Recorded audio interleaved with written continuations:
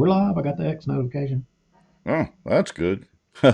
You're Mr. Quick to the trigger there. I have gotten zero notifications yet. So, It shows up on my phone. I can literally be on X on my Mac, but it'll show up on my phone and it won't show up on it on my Mac. Isn't that well, crazy?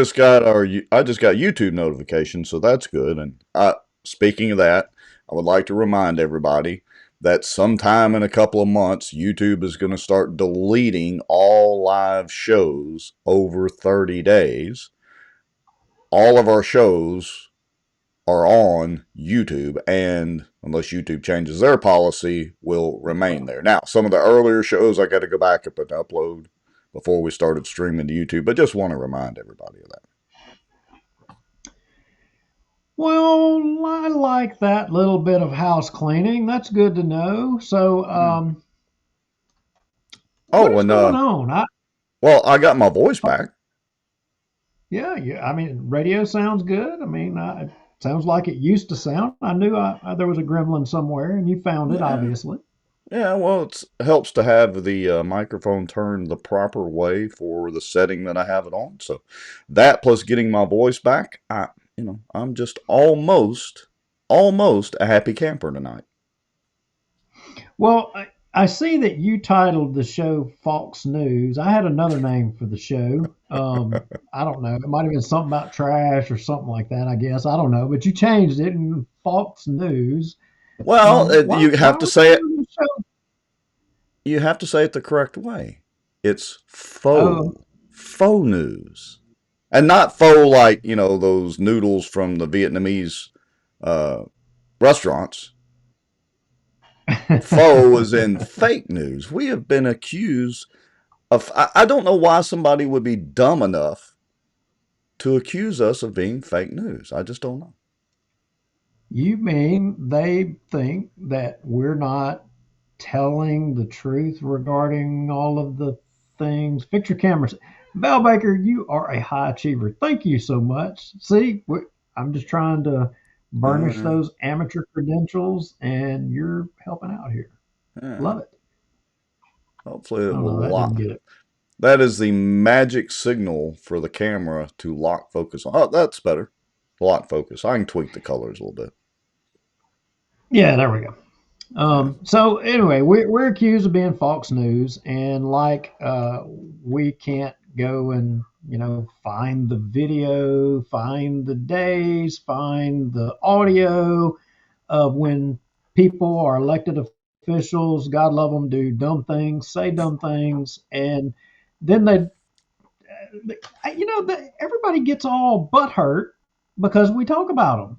Everybody, they Look, don't get it. we're now on show 249. Again, we really have more than that because we release standalone video content, and we've done some Louisiana watch stuff, some outdoor news stuff. But anyway, we're on show 249 basically of Bossier Watch. We've been doing this since October the 6th of 2020. All right. So over 4 years, we're in our fifth season technically. And we're at, I don't know, almost 7,300 followers on Facebook alone. That's admitted followers, people who have actually clicked the follow button. Now, wait a minute. You said seasons. That Yes, implies that, we're it's in like, season 5. yeah, but like when I watch a series, they like have a big long break. What? We ain't took What? no break. No, I think we've taken one or two breaks the entire time. Maybe three or four, maybe Christmas or something, maybe. I don't know. We're just gluttons for punishment. Yeah, yeah, yeah. Well, back on topic. I don't get how, everybody, look, there are people right now that that are bashing us for talking about, I guess, sacred cows, who just months ago were complimenting us for talking about other people's sacred cows. But once we start talking about their secret sacred cows, oh, we're the devil. Oh, I know. Just, Hey, and just amazing. speaking of one of those guys, I just remembered something that you shared with me, a particular person who we're going to talk about tonight. that said they were going to come on this show. Oh yeah. Remember that? There's been several controversial people who said that they would come on the show, and I would just say that we're here every single week. And, if any elected official, if any controversial character, person, or whatever that, is in the limelight, if they want to come on here and debate, it's an open door policy. Or, Well, or look, you know, look, this comment right here from Francis. Fake news, really? When someone official lying on a commercial, talking about they fixed the streets and etc. in District 5. Laughing face. So, yeah, shots fired right there. Good job, Francis. Shots fired. And look, I want to be clear to everybody. We have said this on multiple shows and all that ad nauseum. We are not a news show. We are a political commentary by a couple of amateur journalists, admitted, absolutely amateur journalists. We are biased. We give our opinions and we share the inside baseball of the politics based in fact most of the time. Admittedly, every now and then we'll have a rumor come up that we think is worthy of mentioning. If you want to watch the news, go turn on your regular television. case in point. Case in point. It was a rumor. It was a salacious rumor that there was this rift about money between Bossier City and the Bossier Parish School Board. Yeah. And who brought that to the public's attention, Rex? Well, it would have been on this show back about some mushrooms. Uh, it would have been us on this show, and we put it out there. And a lot of people then were saying fake news, Oh, that you yeah. can't believe those guys and all that. Yeah, yeah. Well, guess what? It's now publicly disclosed in an Yeah. open government forum that, what? Where there's smoke, there's fire. And there was Imagine something that. to They actually discussed it at today's city council meeting. And before we go to the break, I'll mention another one. I'm just picking from the bottom of our list here, or down in the deal a little bit. But anyway, the Teal Jones bankruptcy. Remember? Oh, we were fake news. We were totally incorrect about that bankruptcy and plain dealing. And again, companies go through bankruptcies. It's part of corporate business many times. Hope they pull through and the sawmill up there goes gangbusters. But there were people screaming from the rafters that we were incorrect and all that. And guess what? that. Yep, right again. So Right again, Dano. I don't get, what is so hard about transparency? What is so hard about, look, all of us are human. Everybody makes mistakes, but Sure. some people, they can't make mistakes, and they damn sure can't acknowledge them to the public. They damn sure can't concede, you know what, I screwed up, I made a mistake. No, they have to say, oh, that's a lie. That's not Yeah. true. That's fake news. They're Yeah. making that up, this or that, or to try to, deceive the public. It I don't know. It Ah, just pisses me it off. bothered. Yeah, I mean, and here we are, a couple of little amateur pundits, and giving our opinions, and we leave all of our shows posted so anybody can go back and see what we said or don't said. We even post show notes that I'm going back through for every show to give a synopsis of what we talk about and be searchable. I mean, we try to be as transparent and live up to what we're preaching here on our soapboxes every Tuesday night. Yeah, So, yeah. So anyway, all right. what else are we going to talk about? School, city Um, versus school board at the council meeting, and there was a Robert Berry appearance. It's like playing whack-a-mole with Robert Berry. Every time you bop him on top of the head, he pops up somewhere else. But we're going to reveal later in the show the real reason that he's been showing up in all these city council meetings, Vince Maggio ads, and all that. We know the real reason. And I bet nobody is going to publicize that in the non-faux news. No, maybe not. Maybe not. Maybe Vince Maggio can run another ad for him or something. Yeah, Promote it'll him a little more. be the Robert Barry show. He'll get, dual office holding again, get sued again. Anyway, I digress. We'll talk about that more after the break. So why don't we go ahead and do our countdown? Folks, y'all know the drill. Share the show out. Tag some folks. Send them a text message if you have to. Let them know. We're going to talk about this fight between the school board and Bossier City. We're going to talk about Robert Barry, and, well, we got to talk about some more events, which is why he's still in the center of our background there. How about that, Mr. Let's go. Let's do it. All right, here we go. We'll be right back. A lot of the back office on the politicians that they think walk on water, they would be shocked. There's an old wound from a knife in my back that just is giving me heck lately, and it's just really irritating, so I have to kind of wiggle around a little bit. And I titled it A Shot Across the Bow of the Good Old Boys. Just, they feel helpless, they don't feel heard, they have nowhere to turn. Some Republicans as well believe that government has the answers. And let me tell y'all something. I don't know anything government does well. Nothing. Aren't there laws that say that you have public meetings so that the public can have accountability of their elected officials? As a member of the media, I'm very concerned about what I've just heard.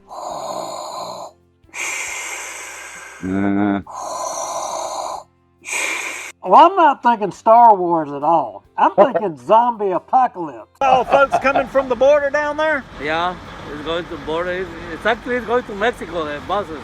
Doesn't mean they interpret it the same way that I do. For instance, the Second Amendment. I take it very literally.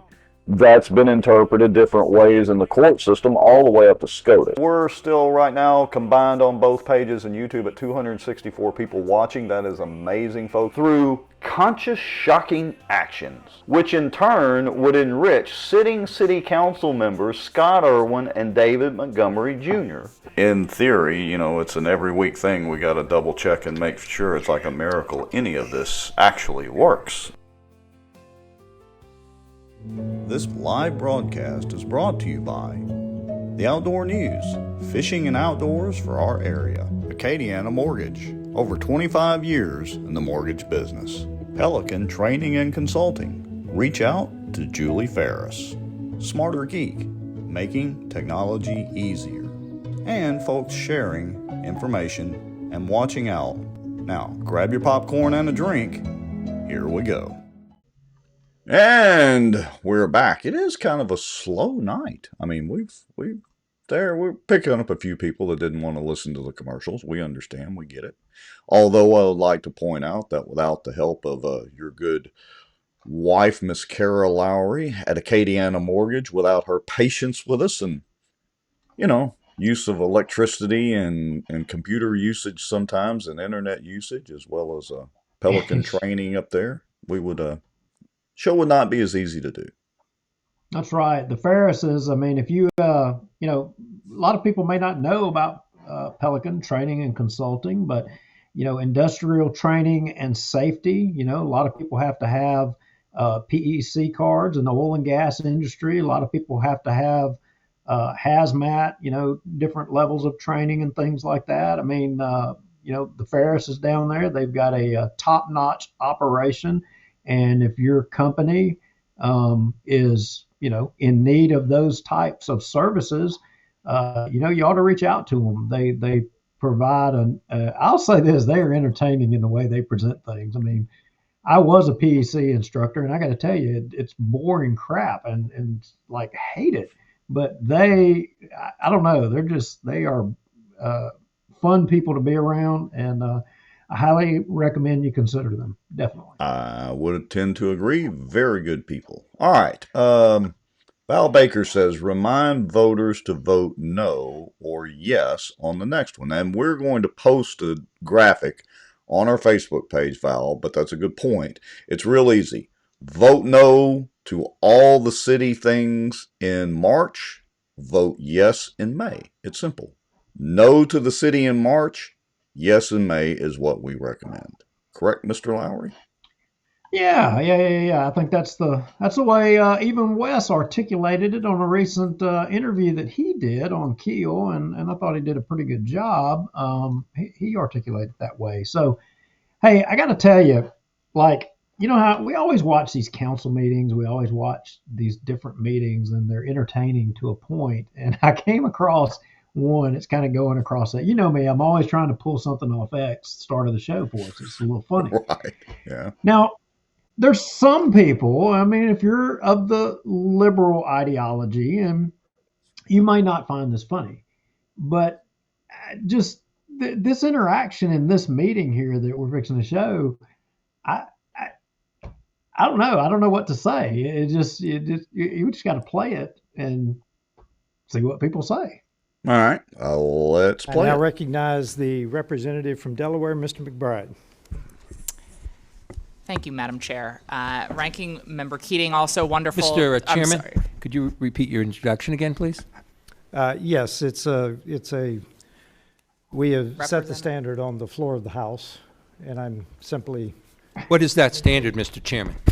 The Would standard, you repeat what you just said when I- you introduced a duly elected representative from the United States of America? Please. I will. The representative from Delaware, Mr. McBride. Mr.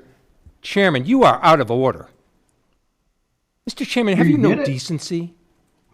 I We mean, will- we will- I've come to know you a little bit, but this is not decent. We will continue this You hearing. will not continue it with me unless you introduce a duly elected representative the right way. He didn't say her. This hearing is adjourned. Wow. Well, So- we thought we had some contentious meetings. So the duly elected representative on the far right is a trans, and the chairman represented him or announced him and recognized him as him, and they lost their crap. But the interesting thing is the trans representative recognized the chairman as Madam Chairman. This is Did you catch that? Yeah, these days it is so confusing. This is a rabbit hole we could go down and never come out of, but it's just so confusing these days. That's all. But I'd like to who's say it about confusing for? Oh, it's not confusing to me. I mean, Well, okay. Well, just checking. I mean, I don't know. The whole woke thing. Hopefully, it'll all go back to sleep. They won't be woke anymore. I don't know. I don't know. I think they're going to come back. I don't know. But I like to see we're transparency. We're calling it like we're calling it. Yeah, I agree. Mr. Rusty Maddox, that is a thought that I will not be able to get out of my head soon. He says, "Let Monty show up in drag, and we can see." Sarcastically, I say, "Thank you, Rusty, for that vision that I didn't want to have in my head." Well, All right. look, what is this? What is this stuff? I mean, there was some guy talking on some thing on Bossier Watch. What was the name? What's the name? Oh, or are you referring to our deep dive segments with Morgan? Morgan, yeah, Morgan. yeah. Who the hell is Morgan? Well, I don't know Morgan's last name, because if I say Morgan's last name, then we might get sued for trademark or copyright or something like that. But, so his name is just Morgan. Let's put it that way.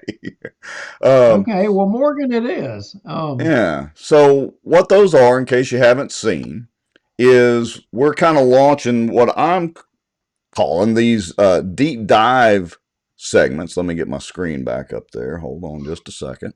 These deep dive segments, and it's just a little different take, a little shorter content, trying to keep them about 3 to 5 minutes, somewhere in that range. And it just goes a little further in depth about some of the topics. Of course, the very first one was over the controversy with the term limits and the malfeasance in office and the DA's sham of an investigation. And so we just launched that. And look, people must be enjoying it. It's somewhere over north of, I don't know, 2,000 views right now. All organic, by the way. No boosting, no advertising. Yeah, and I think that's something that people take for granted in what we do. I mean, we don't spend money boosting any of our stuff. I don't know that we've ever spent a dime on boosting anything, and I don't, they don't. I don't think. well, I think maybe the only one would be it was one of the debates we had. We spent a little bit of money to boost that up for the debate, but other than that, our normal posts, our shows, and all that, we haven't spent any money to boost. It's all organic. You're right. I do recall that because I think that was the people who asked us to do the debate asked to push it out, and we did because they asked us to. I remember Right. that now. Yeah. But anyway, so this is the deep dive segment. We'll be releasing these some periodically. I'm also going to do something kind of similar over on the Bossier term limits page. And, just like the history of Bossier, or the whole Bossier term limits movement and coalition and all that, the actual true history of it, and some of the other things concerning the city council meetings and statements that have been made. So as we have time, we'll make sure and push some of those out. Yeah, good deal. So a lot of people, we've gotten several emails that people are wanting to know about these constitutional amendments that are going to be on the ballot. And admittedly, I hate to admit this, I have really been slacking on those items and not I haven't studied them like I normally do. But thankfully, there's other folks out there, people that we value their opinion that have done some deep dive on it, and you've kind of dug into it a little bit and followed some of what they're saying, right? Yeah, I have, and we've posted some of this on Bossier Watch also, but we're gonna post some more. And well, hold on, folks, I gotta adjust the screen here. Let's see. I guess I should have done that before I switched screens, but anyway, hold on just a second. Technical issues for just a momento. Well, anyway, sorry, Wes. If y'all will go over to sobo.live, Wes has got his picks and decisions or suggestions for the Louisiana constitutional amendments in the March election. So I think there's 4 of them we're going to be voting on. He also gives his picks for the city council races and all that. And so we would suggest that you go to sobo.live, not .com, sobo.live, and take a look at his picks. We're also going to release ours, and so I'll just say up front that generally speaking, my opinion tracks closely with our friends down in central Louisiana, where I don't think you should vote yes to any of the state constitutional amendments. So in other words, I'm a no, unless I change my mind before Saturday.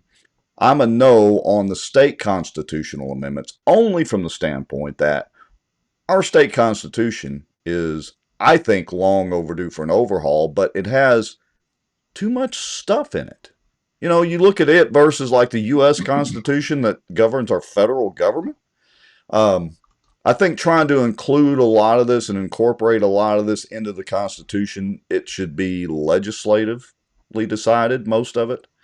Some of it on the judiciary. So I'm not a big fan of bloating our state constitution anymore. Do you have a similar opinion or a differing opinion, Mr. Lowry? Well, I mean, it's like that saying, the devil is in the details, and I'm a little conflicted on it because I'm having a little difficulty getting kind of down in the weeds on this. And here's the one issue why, I know that our good friends with LeCag, I think they're advocating against most of these. And I saw where there's another organization, and I'll use this example, Amendment number 2. And the reason that I focused on Amendment number 2, a lot of people are advocating against it. And some of the stated reasons are that your churches or those type organizations were going to lose, their exemptions. Well, the problem with that is I mean, I'm literally on my screen right now looking at an email that, Governor Landry put out. I mean, and look, I don't make any bones about it. I call me a loyal Landry lackey, whatever you want to. But in this email, Jeff addresses that specifically and says that that is false, that, religious organizations are not going to lose their exemptions. In fact, Amendment 2 protects homestead exemption and the exemptions of religious organizations a little bit more. It talks about how it permanently lowers the maximum income tax rate. Well, those are talking points, but the email goes into depth quite a bit further. In fact, it goes into where the and this is how things go, the false attacks or the false news or whatever you said it's always happens in political campaigns, but he provides sources on this. In fact, he goes on to in the email talking about how the fake information that's being put out there is actually originating from a liberal group that are trying to defeat all of it. In fact, they filed a lawsuit already, just trying to mix everything up and confuse everybody. And for example, the teachers' pay raise issue. Jeff Landry says that's false. The assertion was that the teachers already have the raise. He says that's false. He says that the legislature has given teachers a stipend in the past. However, this is not permanent and has to be funded year by year. This turns into a political football. Where have we heard that before with policemen and firemen in Bossier City? They're on the roller coaster of having to, they'll get average pay, then having to fight for it again. Well, the stipend apparently for the teachers, it's the same situation. And this Amendment 2 supposedly is addressing that and correcting that to where it'll be a permanent, where they won't have to be fighting for it every single year. Anyway.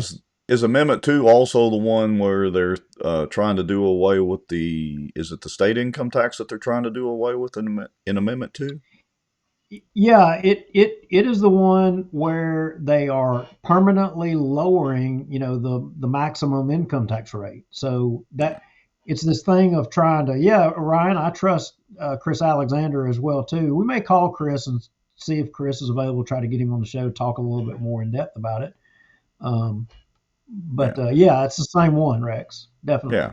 Or see if he'll come on Thursday night. I think we may do a Thursday night special episode, but we'll talk some more about that towards the end of the show. So I also put links in the comments to Wes's Sobo Live article and put a link to the PAR guide, PAR. That's the, what is it? Public Research Council? No, public something. Anyway, to the their guide to the 2025 constitutional amendments. I put a link to that in the comments as well. So we recommend that you go read both of those sources as well. And, got some good information. Arguably, some of these constitutional amendments, the actual amendments themselves are much longer than what you're going to see on your ballot. So do your homework first. Anyway, so. And that's what it all comes down to is about, unfortunately, the majority of us are not educated on these. We don't want the details, but the devils, are in the details. And you've got to do your homework to know on these things. And not enough people take the time to educate themselves on all of these issues. And that enables politicians to take advantage of you as a voter, and they can pull the rug over your head because they know that you're going to defer to the short answer rather than the long answer with all of the details. I mean, right. It's the way the world works. Yep. Okay. So, that's enough, I guess, about the amendments. What do we have next on our list of things to talk about? I also released some posts about the first readings and second readings at the city council meetings. And the reason I'm doing that is just to go into a deeper dive, pardon the pun referencing that Morgan video, but to go into a deeper dive on some of the stuff that happens inside the local government bodies. And, you know, the way that works is you can go through and read the analysis that I put up there, but basically there's nothing in the city charter, there's no city council official procedure that I could find, there's nothing in state law, there's nothing in the state constitution that says you have to have two readings and vote on both readings. However, voting on the first reading, if you look at the city council's agendas, typically they're introducing the ordinance on the first reading. And so they go ahead and vote on it. Now, some people say that, oh, it's part of Robert's rules. It's not actually in Robert's rules. And as Jacobs reminded us, they don't follow Robert's rules, except, of course, they literally voted to follow Robert's rules. But they technically, when they vote on the first, I can't stand it. It's like putting catnip in front of me.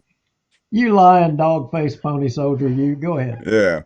Well, but technically, when they introduce an ordinance at the city council, they're voting on that on the first reading, and then the second reading is to approve it or not, and so that's the vote on the second reading. But again, I'm trying to spur a little healthy debate and commentary with some of these posts and doing this further analysis. So, if you enjoy them, great, let us know. If you don't enjoy them, let us know that too, and I won't waste my time.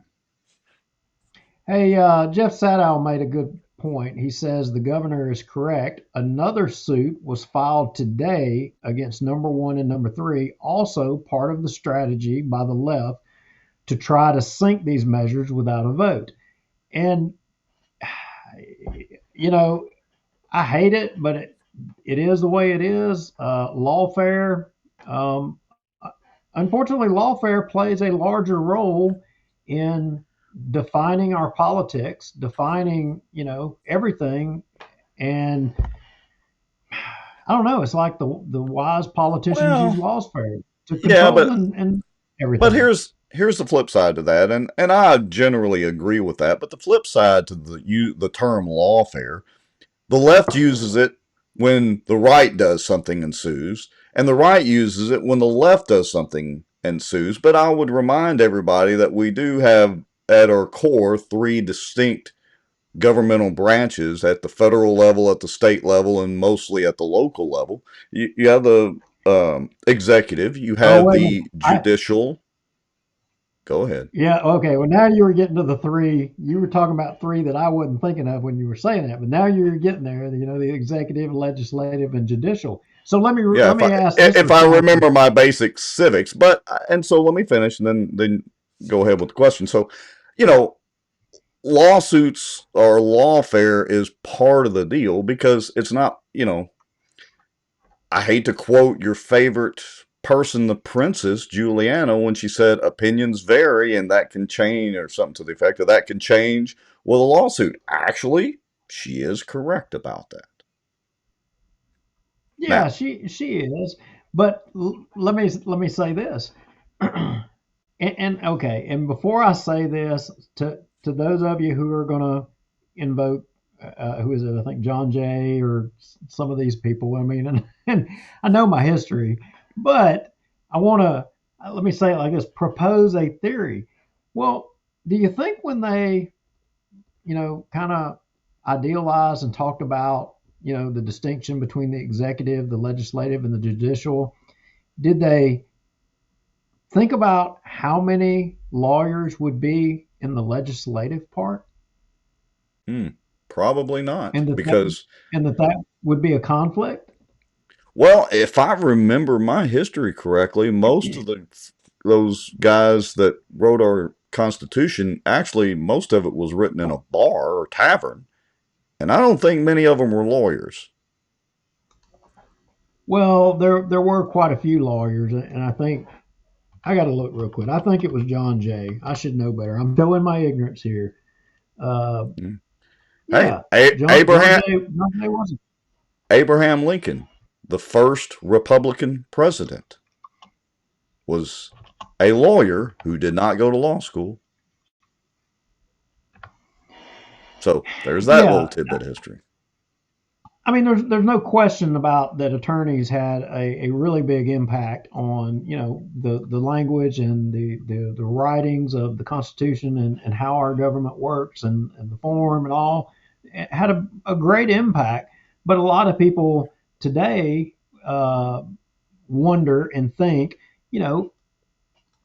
that attorneys have too much influence on both our legislative, the judicial. They have the best of both worlds. They're able to influence through the judicial system, but then they also steer and influence it on the legislative side as well too, and that's too much power. Fair point. But and we're seeing it. We see it a lot, a whole lot. The insurance lobby, and I don't completely think that the insurance lobby is completely crystal clean on everything pertaining to insurance. I mean, but this thing with the who's right, the lawyers or the insurance. I mean, all the while us in the public we're the ones in the middle here getting killed. I mean, neither one of those two industries are hurting. They're doing fine, but all of us in the middle are the ones that are getting killed here. Well, and look, I hope nobody takes what I was trying to articulate the wrong way. I'm absolutely not in favor of attorneys, except if I ever need one. But the lawyers make the money on both sides of it. They literally get to laugh all the way to the bank. So I'll just leave it at that. All right. Boy, you are peering intently over there, Mr. Lowry. Must be something really important. No, I was just making sure I was right. I was betting myself on John Jay, and I was right. John Jay. Okay. All right.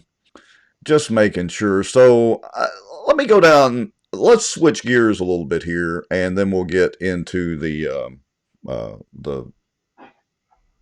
DA's situation, the city council, and all that. So I want to address again the show title. We were talking about it before the break. The show title is Faux News or Fox News. That's in reference to fake news. Well, again, like Duke and I were saying, we're not a news show. We're an opinionated, biased, amateur journalistic, show. That's what we are. Was you trying to say that in a French kind of way or a Canadian kind of way? Well, I do not do French at all. And certainly not Canadian. You're going with the Canadians. Okay, gotcha. Yeah. Got it. Keep going. I'm more South Louisiana French than I am French or Canadian, and I'm not any part of South Louisiana really either. All right. But I was going to point out some of the things I can remember off the top of my head. Again, we were talking about back in show 231, which was, I think, in October of 2024, this Bossier Parish School Board tax audit and that brewing battle between the school board and the city. We mentioned the Teal Jones bankruptcy. We talked about the first Bossier stuff. We even had Allison Jones come on the show for an interview. We did debates with candidates. We've done that here, very successful debates. We were the first ones to start raising Cain about Tahoe Tommy and joyriding in Bossier police cars by mechanics and body shops.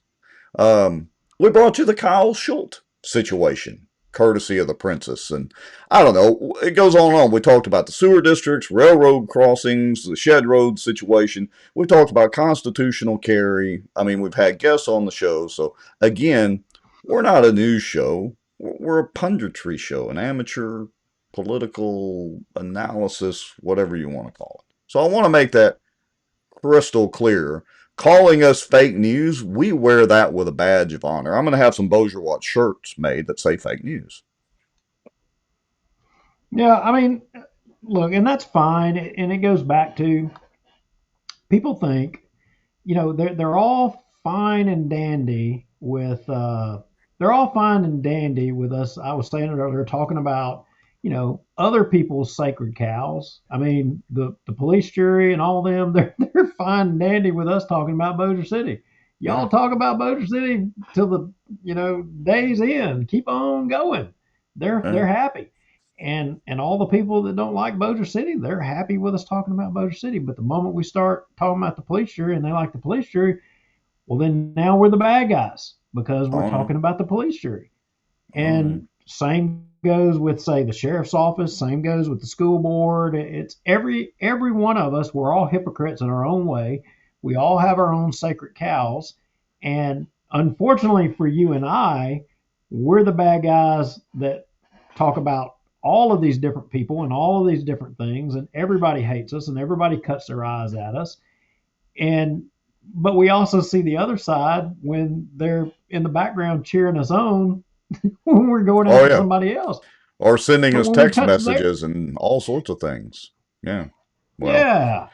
And look, I'm not trying to cry over any spilled milk type situation or anything like that. Again, you call us fake news, we're gonna shout it from the rooftops and wear it with a badge of honor. So you got to come up with something better than that. Yeah, because anyway. All right, let's get into some real stuff to talk about. Well, Ryan Haygood makes a post there. I want to kind of address that. Vince versus Ruth debate. I mean, I think it should happen. I can tell you, I know Ruth Pope Johnson. She'll debate Vince Maggio in a heartbeat. But Vince Maggio won't even come on the show. There's no way he would debate Ruth Pope Johnson. Y'all all tag Vince Maggio. Y'all tag all their people. Debate Ruth Pope Johnson. Let's do it. I mean, if we can do it right now, I don't care. They can both come on right now, and we can do it. And I know that you wouldn't influence it, and I wouldn't influence it. We would set the ground rules. Everybody could watch, and if we didn't do it fair, everybody out there watching, you could call us liars. You could call us whatever you want. You'd see it. I mean, it's a live show. It's right here, right now for God and everybody to see. If we didn't do it fair. And look, that's kind of a segue in. I'm going to show a picture here, and then I'm going to segue into our invite. So I'm kind of going to jump around just a little bit on our notes. But this is a picture from Vince's page, and guess who that guy is? Well, if I'm looking at the picture, well, maybe, it is Vince Maggio page. Okay. Yeah. That looks like Marlon Brown, the guy who we had played the audio from Colonel Crockett. He, had went there and told him he's recording, and well, we got the audio. We can play the audio again. I mean, yeah, we could. As a matter of fact, let me roll that. So hold on just a second here. Let me get the right one. I think it's this one. Hold on. Yeah, because the substance of this. Dave Crockett, who am I talking to? Marlon Brown. Mr. Brown, what's your address, friend? Benton Road, Bossier, Louisiana, 71111. Yeah, you asked me to remove one of Vince Maggio's signs in front of your house about a week ago. Is that correct? That's very correct. Yeah, and then somebody came back and put that sign back in your yard? And told me I couldn't remove it. Told you couldn't remove it. Who was that? I don't know. It was a brown-headed lady that was walking, and she said you could not remove that sign. Okay. Well, I will just let you know that I'll probably send this to Bossier Watch. They're a podcast, and we'll put that out to the public. But I want you to know that nobody can force you to put a sign in your yard. You can take it out. You can stick it in the trash. You can do whatever you want to as far as I know. I'm not for sure. But anyway, thank you much, my friend, and I'd say if you want to take it out, but I'm going to go fix the other sign out there. But thank you very much. No, you're welcome. Thank you. God bless. Bless you. All right, so that's a rewind of the video. Now fast forward, and, well, there's Mr. Marlon Brown. And I would point out that now Ruth Pope Johnson's signs are not in Mr. Marlon's yard anymore. No. So, what did Vince go up there and say to Mr. Marlon that made him change his mind? What did he say? I don't know. The one question. Go ahead. I want to point. I'm sorry, I keep cutting you off, Rex. I apologize. No, you're good. I was trying to cut you off. Go ahead. Well, here's the thing, and here's the other thing that people need to understand. Ruth Pope Johnson, apparently, she can't have signs in District 5 because all of her signs mysteriously have been coming up missing everywhere. I mean, they just disappeared. So Vince has signs in almost every yard, but Ruth had the opportunity to put signs in, but they all just keep coming up missing. I don't know. Kind of an odd thing. Kind of an odd thing. It is an odd. It is. Now, here's the question that I wish the Colonel had asked him, and I don't know, maybe Vince asked him. I wonder if Marlon Brown voted for Vince last election, if he supported Vince last election, if he was considering voting for Ruth in this election. And then again, the magic question, what changed his mind after the sign controversy, where he apparently is going to go vote for Vince Maggio this election? I wonder what changed his mind. I wonder who he supported last time. Who was that Vince ran against the last time? I always forget her name. Well, here's what I want to know. You heard what he said a while ago. You heard his statement. And what I want to know is what did Vince tell him? Because Vince won't come on the show and tell all of you what it is that he told Marlon, that made Marlon suddenly believe. But we, asked Marlon. He apparently is, all in the Vince camp now or something. I can't read that, but maybe you can read what he responded on that post to Vince there. Yeah, he said, thank you, Mr. Brown, for keeping my sign in your yard. I appreciate you and your wife's support. And hey, I got to say, we might be faux news around here, but I'm just proud to know that we had an influence on Vince having to go over there and talk to that potential voter to gain his support back. I'm so glad that we could, precipitate that and help Vince connect with a voter, at least one. Maybe he knows he'll get one vote if the guy votes for him. Yeah, I mean, so for everybody watching, we have sent a message to Mr. Brown. I mean, you went on the page there and messaged him about that him and Marlon, both of them could come on the show, and we would love to hear how they came to this conclusion. I also personally messaged Mr. Marlon, and because I want to hear the story. Right. I want to hear did him and Colonel Crockett collude for him to say all the things that he said? I mean, yeah, and look, in full disclosure, that comment, it says 1 minute there on the screenshot, but I posted it about 45 minutes or an hour ago, maybe 30 minutes before we came on the show. So in full disclosure, they may not have had time to see the notification, all that. But again, all politicians, including Vince, because he is a sitting city councilman and he's running for re-election, are welcome on the show. Mr. Marlon Brown, you're welcome to come on the show either tonight, send us a message, or if we do a special show Thursday night, y'all are more than welcome to come on Thursday night. We'll give you the microphone for a little while. Let you say your spiel if you would like to. Okay. Hey, Mr. Let's see here. Mr. What is it? Mr. Brown. We are talking about you and Maggio right now live. You're welcome to come on the show right now. Here is the link. Yeah. There you go. See? We try to be fair and balanced, sort of, in our own special way. All right, so let's see. Mark Crouch says Vince probably paid Mr. Brown off. That's Bossier Parish politics. Now, Mark, we would never accuse anybody of doing anything underhanded like that. All right. So Marlon has the link, and Rusty says, "Don't hold your breath, waiting for that to happen." Hey, they're welcome to come on. Yeah, look, we're just doing our part. I mean, because I really want to know. I mean, because, Ruth had signs in that yard and they're now gone. I mean, right. The Colonel, people can criticize the Colonel. The Colonel took the signs back to Vince, and he was called a boy.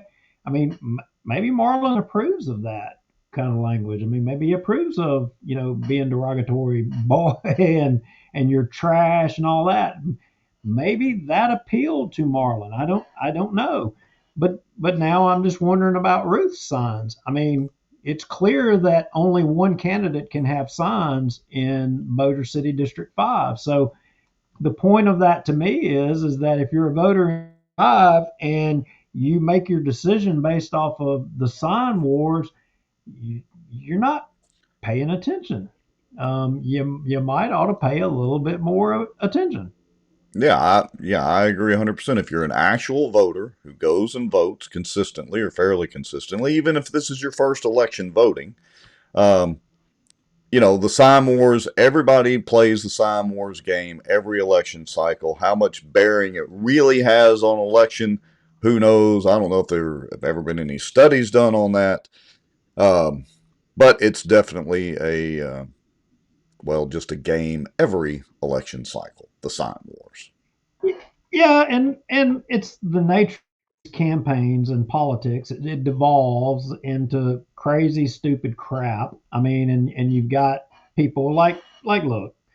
I mean, there's some people in there that are in these comments saying, you don't know that Vince. You ain't saying Vince took the signs. I'm not saying that. I mean, but it gets this tit for tat, and did he pay him? I don't know. That's why I want to hear what Marlon has to say. I want to hear why. Ruth, I don't think had any conversation with him. She's the candidate. Colonel Crockett had conversations with that individual, and then Vince went and had conversations. All I know is that Vince's sign was taken to him. Ruth's signs are gone, and Marlon ain't talking. But now all of a sudden he's a big Vince guy. Well, Lisa Smith. And we're fake news. Well, and look, Lisa Smith, and I think she may be a Vince supporter, and that's fine. Even if we disagree, we welcome you on the show. And if you're not a Vince supporter, that's fine too. But she brings up a good point. She says, I'm still confused. Billboards in their yard, and they don't call either candidate. They call Crockett instead. Why? So let me address that, Lisa. I think I'm telling it correct, but you can go a couple of shows back and listen to the Colonel's retelling of the events. I think the Colonel was door knocking and going around campaigning and got into a conversation with these people, because if he sees a Vince sign, I think the Colonel will actually go up and knock on their door to see why they support Vince, if they want to have a chat. And I think that's how they got into the conversation about the signs. Now, I could be wrong about that. Again, a couple of shows back, we interviewed the Colonel and talked about it. Yeah, I mean, and look, the Colonel he's able to go just like anybody. You, Lisa, you can go campaign. If Joey Herman, who's posting in here, wants to go campaign, who else is in here? There's Lisa, Rusty Maddox, Val Baker, C.R. Judd, Jeff Sadow, Mark Crouch, Ryan Haygood.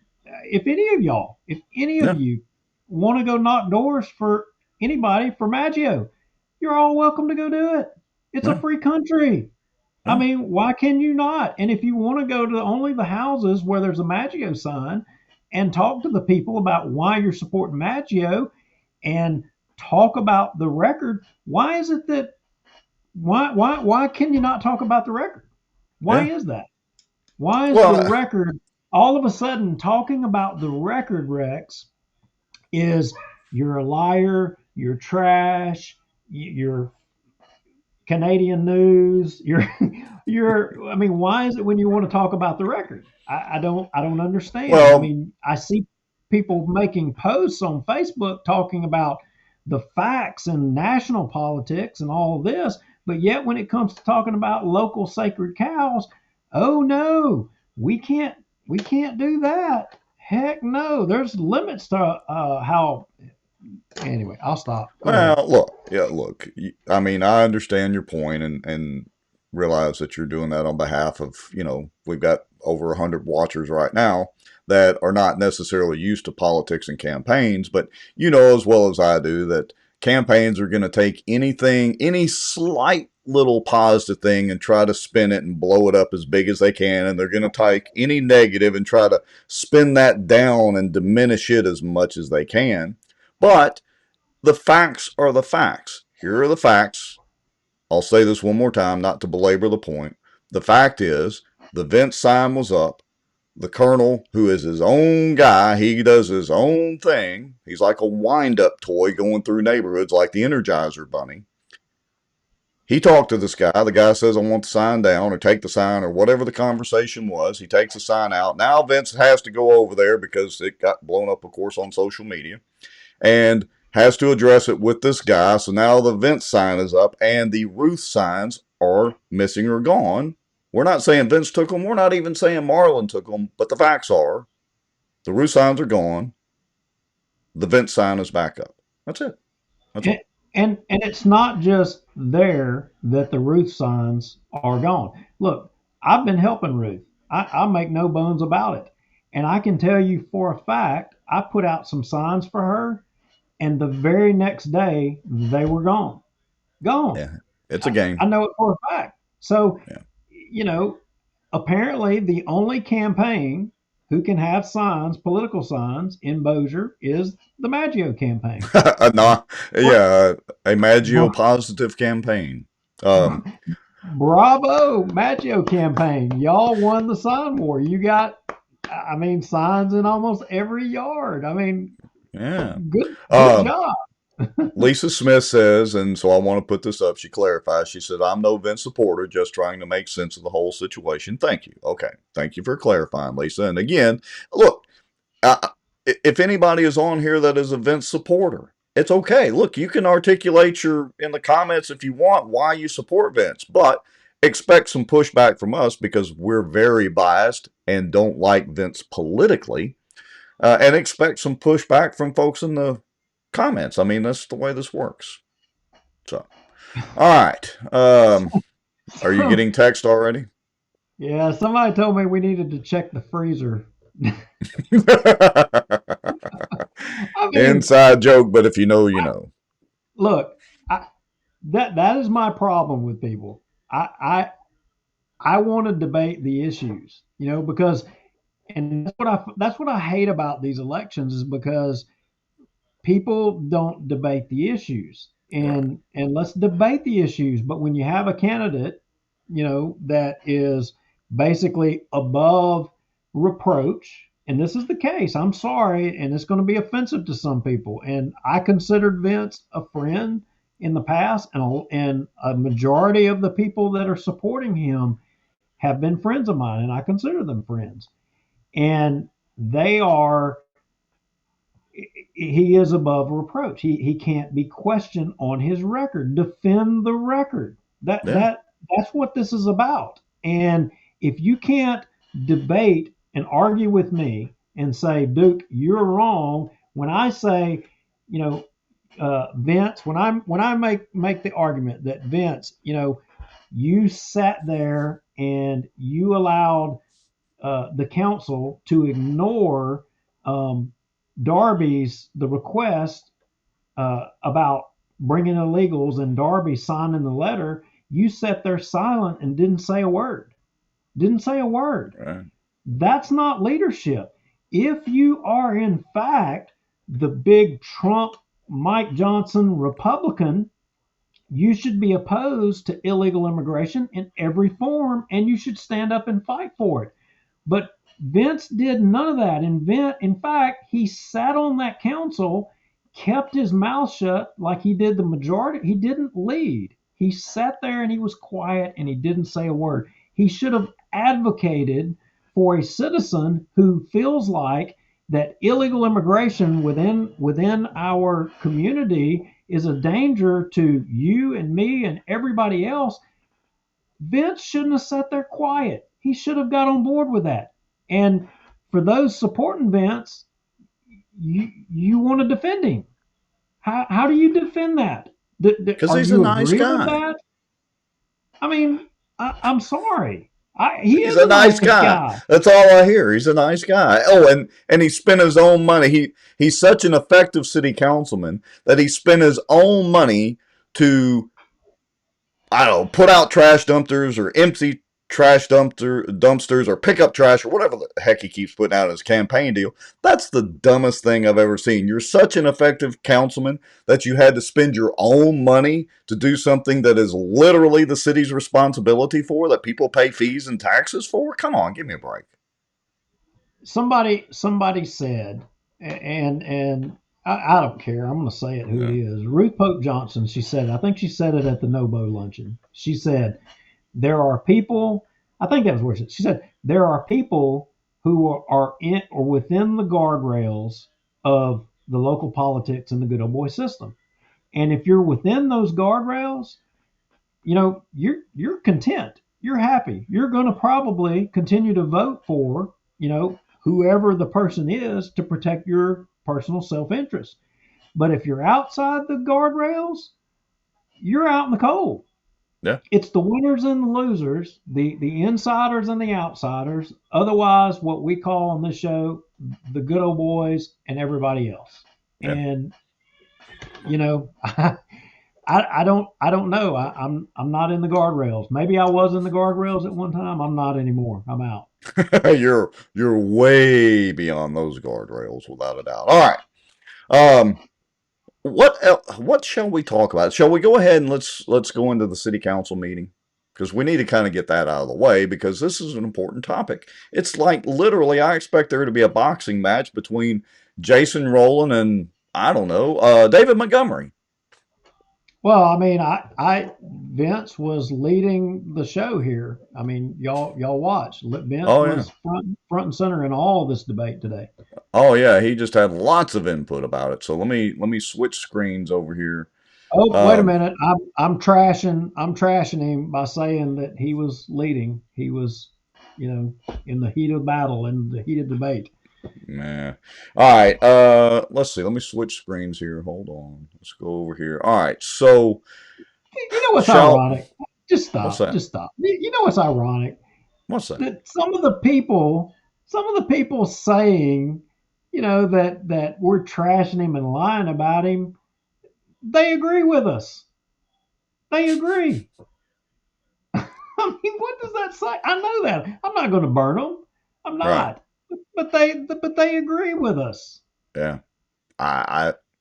Some people are just going to vote for their perceived friends. Let's put it that way. No matter what. I don't even know if I want to listen to Robert Berry's ordeal. Maybe we'll save that for next week. How about that? Go ahead. Let's go down the Robert Berry road. Let's go through this council meeting, and we'll jump a little bit back down memory lane and explain to people why it's significant that suddenly, inexplicably, Robert Berry is ceremonial. Alice Boyer's been trying to get on the agenda to talk to him for how long? And they've thrown her ass out of a damn meeting. But yet Robert Berry can inexplicably just show up and just start talking about how great they all are up there and how good of a job they've all done. And, by the way, if they've done such a great job, why is it that they're fixing to potentially be sued by the school board for millions of dollars that they didn't send to the school board like they were supposed to?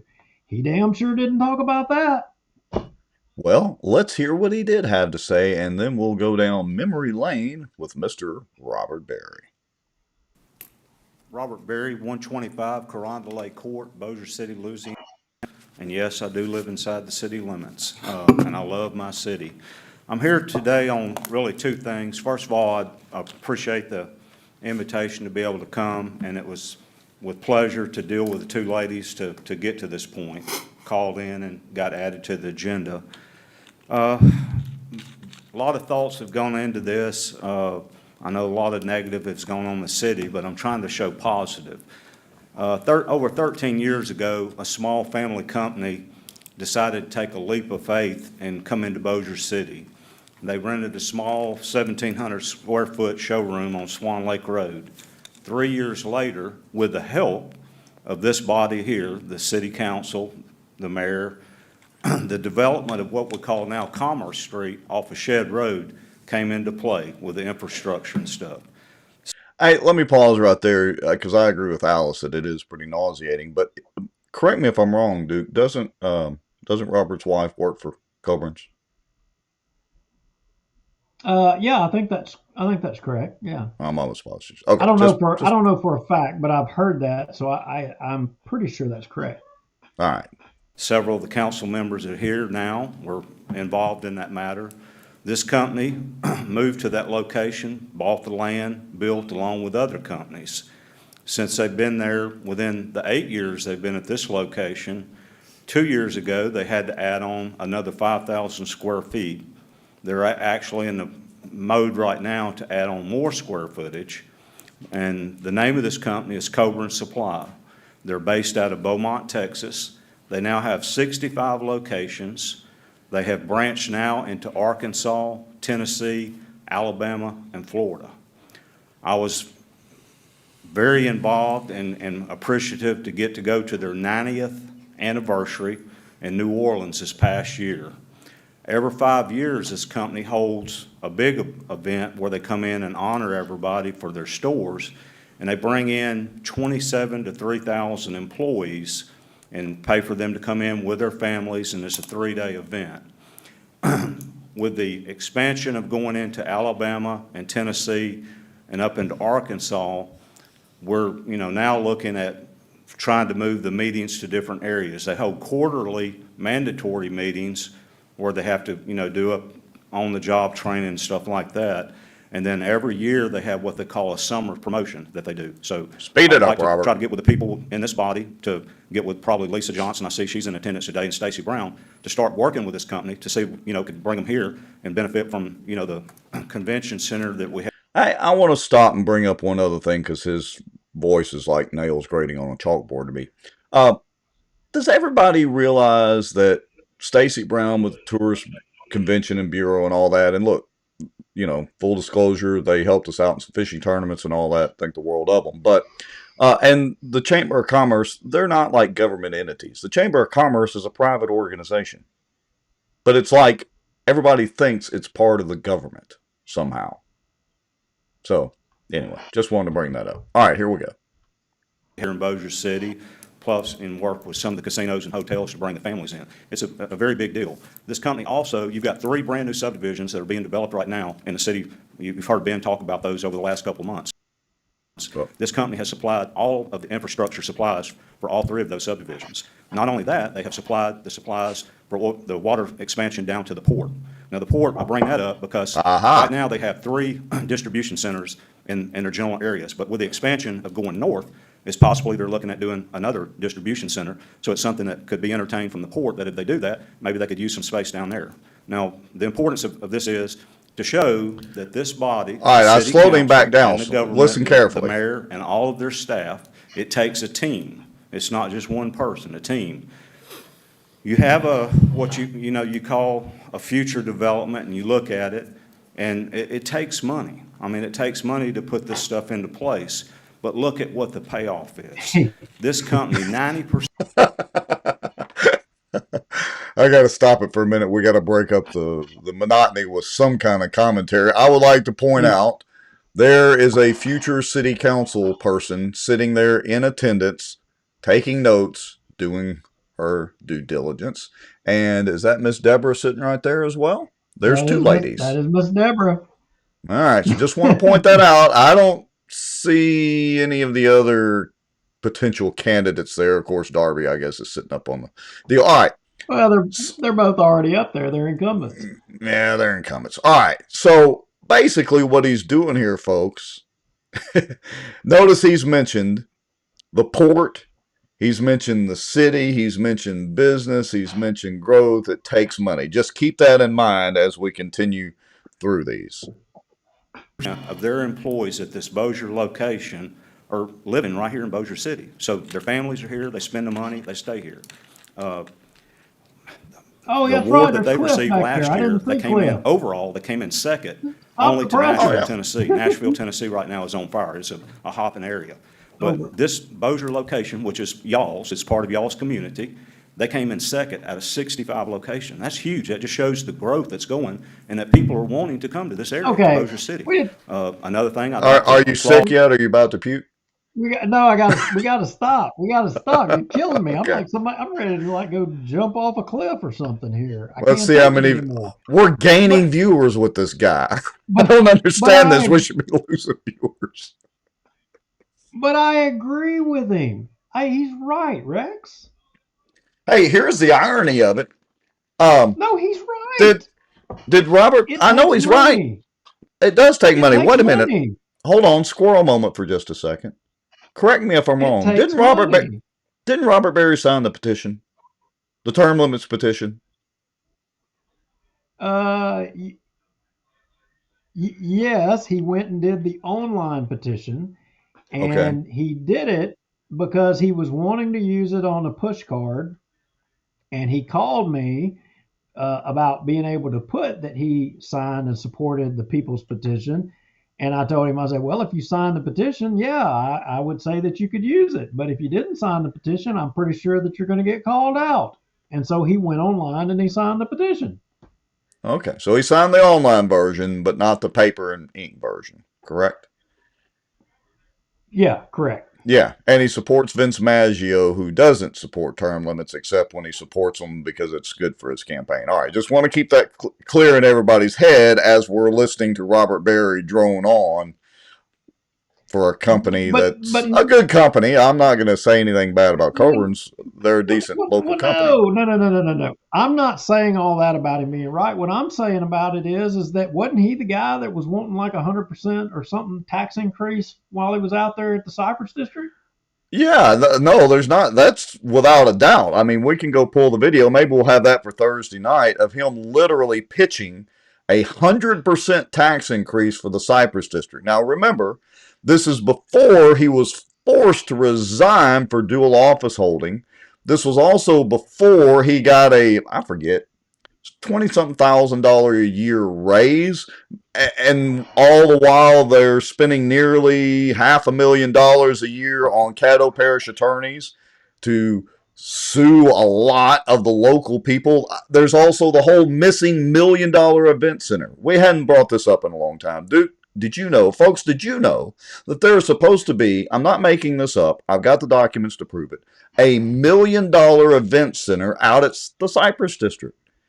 It's part of what they used when the Cypress District got their $3 million bond/loan. That was part of the pitch.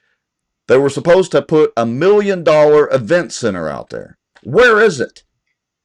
Has anybody seen it? You know where it's at because you seen they were having a fish fry out there, and I think it was the Whitmans that were cooking the fish, and you saw Juliana Parks all out there up in the middle of it. You saw Rusty Lombardino all out in the middle of it up there, and I think even Mike Johnson crashed the party out there. But it didn't look like $1 million event center to me. But interesting, far it was from it. All those names, the same people were all out there. Well, hold on. It gets even better. So it was $1 million event center that was pitched. It's literally on the paperwork. We have video from the meeting where they're congratulating Robert Berry on putting up a $40,000 building in its place. Where'd the rest of the money go? Oh, and we do have the receipts for all that too, so I can actually answer that question, but I won't bore y'all any further tonight with Cypress District stuff that happened in the past, but it happened because of this guy. So, I'm going to hit play again. Well, there's a lot. Like he said, it's all follow the money. I agree with. He's right about following the money, and you need money. He is. Yeah, you can follow a lot of money at that little old Cypress District, which partially helped launch this show, by the way. It's part of the reason we launched this show was to help reveal some of the stuff going on and the shenanigans up there. But I digress. Here we go. All right, keep going. I'll take as much as I Mr. Ben, can. for running the water department, we are able to go to our restaurants, drink the water, have ice, drink iced tea, and not trying to knock Shreveport, but unfortunately, if you go to Shreveport right now, it tastes like dirt. I didn't know that Manchac created iced tea. Holy crap! I had no idea. Damn. Well, look, I got to give him a little credit there. All right, when you're right, you're right. Going to Shreveport, and I'm a big sweet tea drinker. It's what is in my glass every week. And the first thing I do when I go to restaurants, order sweet tea. I don't drink anything when I go to Shreveport right now, even when I go out to eat, because it tastes like dirt.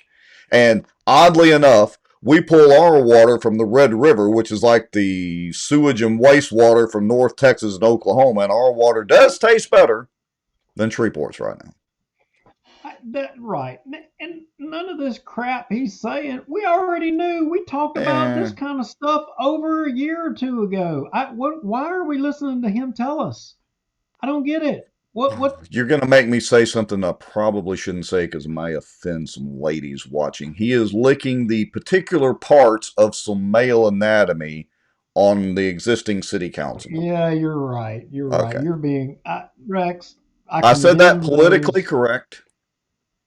I am condemning your comments. That's offensive, and I don't know how to penalize you, but if I could, I would penalize you. You're over the top a little bit there. But look, I want to talk about. That's not what I want to talk about.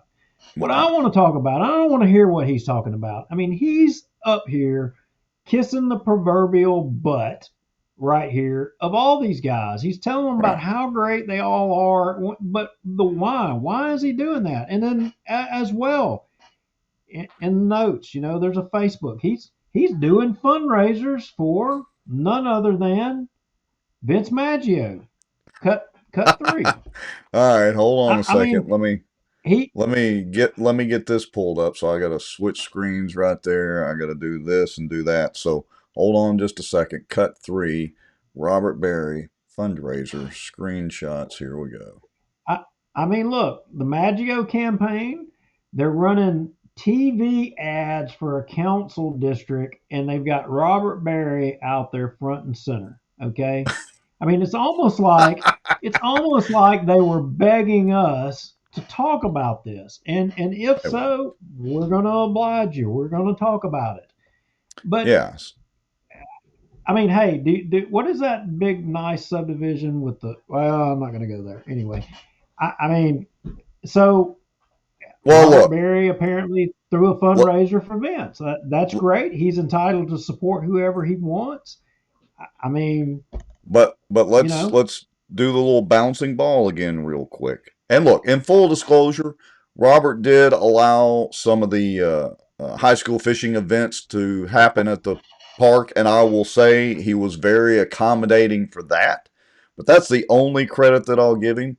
This guy was the one who cost the taxpayers, literally all of us, because the Cypress District has taxing authority over about 80% of Bossier Parish. 80%. You don't just have to live at the Cypress District to be paying for that district. As a matter of fact, most of the money doesn't come from the folks living on the lake. It comes from all the rest of us. But this guy, I mean, you had to pry him out of there. He finally was basically forced to resign once the lawsuit got out of the 26 JDC. We're not going to revisit that whole debacle. But this is the guy that they're making as the poster child for Vince? Scroll through the pictures. There's a bunch of pictures there. Can you scroll through those one at a time and pull them up? Well, yeah, I can drag them over. So just tell me which ones you want to do. No. You ain't got to do all that. But anyway, it's a who's who of the insiders. It's a who's who of all of the insiders. I mean, you got the Whitmans. You even got the sheriff. The sheriff's right there. The sheriff.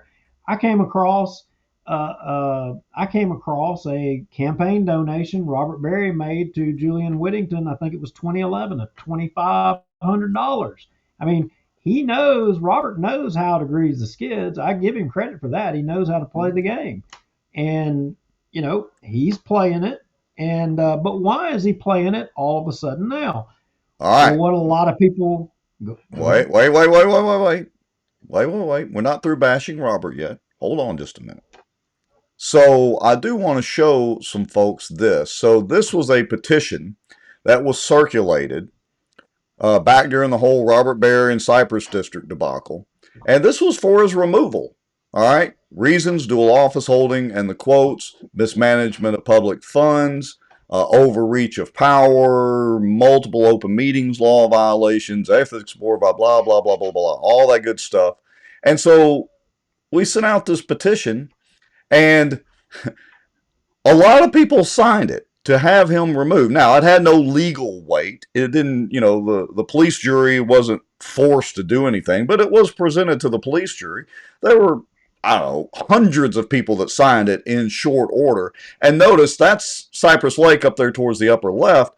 A lot of the people don't live around the lake, but signed it because they're under the taxing authority of the lake. Now, you were saying, Mr. Lowry, about the reason why Robert Berry is doing all this. He's basically become the pitch man for the Vince Maggio campaign. Well, a lot of folks may or may not recall that Robert Berry was forced to resign up there, but not after a big, imagine this, spending taxpayer dollars, wasting all of y'all's money fighting a dual office holding violation. Go to cut 100 if you can find it. There's so many in there. Yeah, I think I've got it right here. Cut 100. And yes. Right there you can see that was the initial letter sent to Robert Berry from the Attorney General pointing out that you're violating the law. Isn't it ironic that this is one of the front guys for the Maggio campaign that is a person who's not, lawbreakers. He's well informed in regards to violating the law. But, hey, but the law is not the law until the court settles it, right? So if you go to cut 105, and you'll see none other than Skylar Marvin versus Robert Berry. And if you'll scroll down a little bit, you know who the judge was that found that name's familiar. Charles Jacobs. All right, but wait a minute. We got to briefly explain this for folks that are kind of new to this, that didn't watch the show way back when. The way the dual office holding statute reads, you actually are supposed, it's against the individual, not the entity. Okay? So, Skylar Marvin. That's why the Cypress District paid for legal fees and stuff, right? Exactly. Ding, ding, ding, ding, ding. Skylar's office, instead of trying to prosecute Robert Berry individually, did Robert Berry and the Cypress District. So guess what? The lawyers for the Cypress District were also defending Robert Berry. And Charles Jacobs, his signature is sitting right here on this judgment. Let's see which one this is. Okay. What did Charles Jacobs say right there? He says, it is ordered, adjudged, and decreed that defendant Robert Berry is not in violation of the dual office holding and dual employment law. He is not. Now, just as a refresher, once it got out of the 26 JDC, guess who was found to be guilty of dual office holding once the AG's office basically took the reins? Oh, I know. If you go to cut 4, you can probably see what the Louisiana Supreme Court said regarding it. And they didn't use this term, but whitewash, I think that's a term we've heard lately. But here we go. Again, the insiders and the outsiders, obviously the Maggio campaign is aligned with the, people within the guardrails, and Robert Berry is apparently within the guardrails, unless you get outside of Bossier Parish. So right. And look, right here, it says, this is in our words, this is the court documents. The trial court, talking about Charles Jacobs himself, yes, city attorney Charles Jacobs, which is why we incessantly make fun of his legal prowess. The trial court erred in granting summary judgment declaring Berry's dual office or dual positions with the Water District do not violate the dual office holding law. The summary judgment is reversed and the case is remanded for further proceedings. That shows you just how great of a judge Charles Jacobs was, and is also a good indicator of how good of a city attorney he is. Well, but let's not forget that the DA's office, by way of, and I will never forget it, Patrick Jackson, at that police jury meeting, handing Renee up there at the mic saying, here's some papers. And Renee was like, what are you talking about? What? And he's like, the DA is suing the Cypress District and Robert Berry to find out if the AG, Jeff Landry, now governor, is correct or incorrect. And basically was an attempt to do exactly what is happening right now with all of the councilmen regarding the malfeasance charge regarding the term limits thing. It's the same song and dance. Same playbook. Yep. Same playbook. So ultimately, Robert Berry resigned, and cut 30 is the Berry resignation via Ron Machota. Now wait, we got to give a little context to this. We're not going to show the meeting, but if you go back and watch that police jury meeting, and we talked about it play by play on the show, I mean, he pulled out all the stops trying to be reappointed as the Cypress District appointee for the police jury, and so he would not have to give up his position as executive director. It was, I mean, he had everybody. Right. I think Machota himself even got him spoke to the police jury. All right. So let's get to the answer in the original question that probably everybody has forgotten by now. But Rex, I want you to read right down there in the middle of the page, LARS 411121A2. Read that one. All right, so let me put the little pointer on it right here. It says, no former member of a board or commission shall, for a period of 2 years following the termination of his public service on such board or commission, contract with, be employed in any capacity by, or be appointed to any position by that board or commission. Well, right there above your old, I would call it a cursor, but your finger. Yeah. Keep up just a hair. Up. Oh, no. So you jump. Go back to where you were, all the way back down. Bang, up just a hair. 1, 2. Keep going. Right there we go. Yeah. Look at that date. Now. What date is that, folks? Monday, so July 31st, 2023 at 11:59 p.m. is when his term expired, right? So 2 years would be July 31st of 2025. Oh, imagine that. I bet he's got his watch set on that. I bet he's got his phone set on that exact time. Now look, that's just a hypothesis. That doesn't mean for sure that he's bucking for anything in particular or whatever, but I don't know. I'm just speculating that that's what's in the cards here. But, cut 2, it tells me, why on earth does somebody wish to stay within the guardrails and be, one of us? Why does he want to be one of us? Yeah. Oh, looky there. This is some of your old work from way back when. Yes, that would be the salary of Robert Berry as executive director of the Cypress Park from 2014 up through 2020. Notice his salary doubled. The guy was forced to resign, yet his salary increased substantially. Now look, he said something to the effect in one of the posts that all you have to do is just you follow the money. Well, we're following the money, and he's absolutely correct. He needs a job. Well, I don't know that he needs a job, but when he was in charge of the money, I mean, he was making a ton of it. And it's not just that he was making money, he was using taxpayer resources to make money. We showed it on this show, Cut 9. We showed it on the show. This is all of your money, and Maggio is propping this up. This is what the Maggio people, all of you Maggio folks, call me a liar. Put it in the text, put it in the comments that I'm lying about all this, that none of this is true. I mean, this is y'all's guy.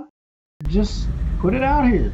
This video right here, I personally made this video right here. And that property right there, you see me videoing through the windshield. I was told a tip came in that said that Robert Berry is on his personal property, a business there, with a storage thing, his personal property with Cypress District equipment, a backhoe, doing work on his private property while he was working, being paid for the Cypress District. And the video right there, I'm your witness. I videoed the backhoe working right there. I personally witnessed Robert Berry on it. And Robert Berry, if you want to come on and dispute and say that's not you, by all means, come challenge me, brother. Because you didn't just have that piece of park equipment on your private property doing work with it. There was other equipment. And that's all of your tax dollars. Did the sheriff, did they investigate this or do anything after we reported this? Did the DA's office do anything? No. Did the police jury do anything? No. Did the city of Bossier, did the Cypress District Commission, did any of these people, and I mean, look, I'm pissing off a lot of people's families because you're all related to people in these positions. I mean, and people in Bossier City, we're covering a lot of people that we're talking about, inside the guardrails.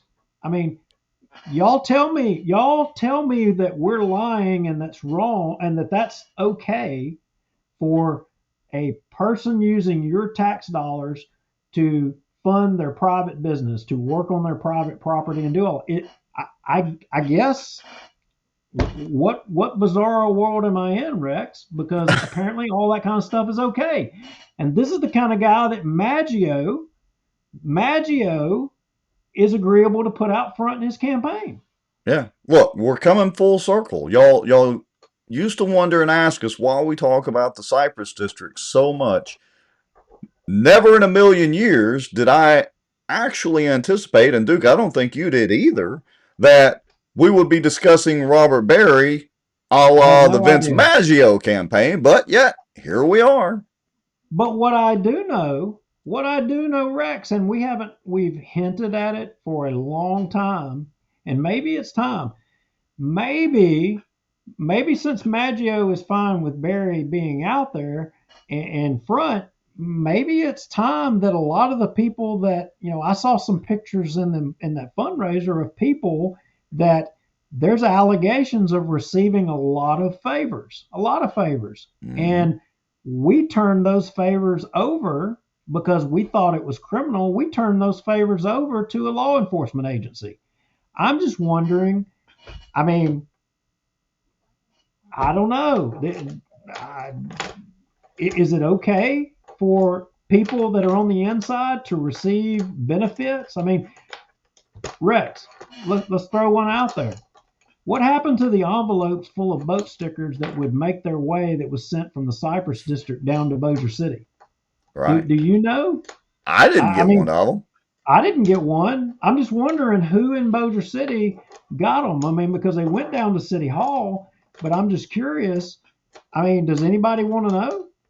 And look, that may seem like a trivial thing, but those yearly boat stickers, if I remember correctly, are like $80 if you buy the upper tier of the boat sticker. And personally, I hate the things. They're butt ugly boat stickers that they force you to put on your trailer. Well, they try to.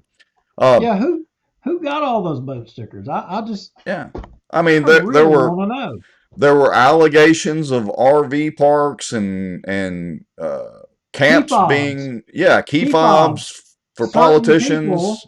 Certain people had key fobs to be able to come and go and use your taxpayer-funded Cypress District Park as their own playland. Right.